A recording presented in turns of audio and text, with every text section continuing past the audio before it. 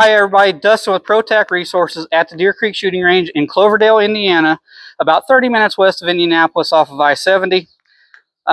So this weekend we had an experience with a couple of shooters that I wanted to share with you guys to give you guys some pointers.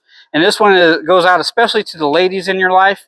Whether you're man or woman, it doesn't matter. This tends to happen more with women. So if there's a lady in your life that is a new shooter wanting to learn firearms or is in the process of trying to learn firearms, share this with them. Hopefully it can help them. So what the experience was that we had this weekend, we had an elderly couple came in, and sometimes as men, we have some ego or bravado about us, and we just don't realize when we don't know something, and we don't like to be taught differently or made to feel like we don't know something. So, and that's kind of what happened in this case. It was an elderly couple that came in. I assume they were a couple.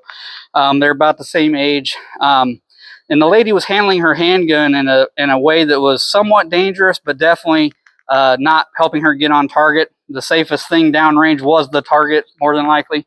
But I also didn't want to see her get hurt, so we tried to offer some help, and the gentleman turned it down, turned us away, didn't want any assistance. So what was this lady doing?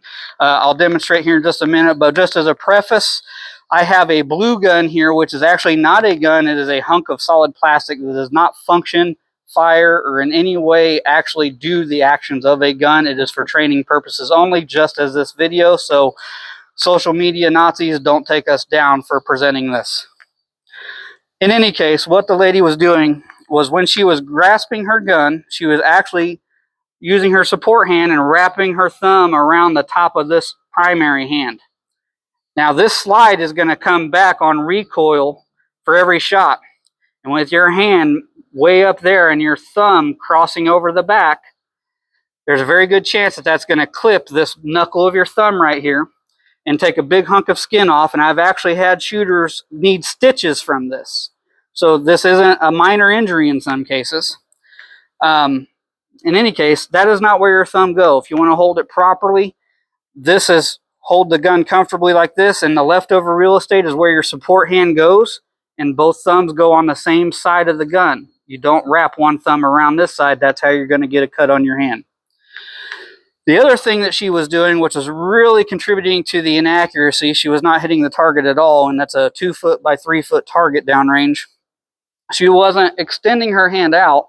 She was actually bringing it close here to where that slide coming back was very close to hitting her in the nose. So not only was this an inaccuracy issue, it was also a safety concern as well. But it also changed the angles and the perspective of the sights to the target.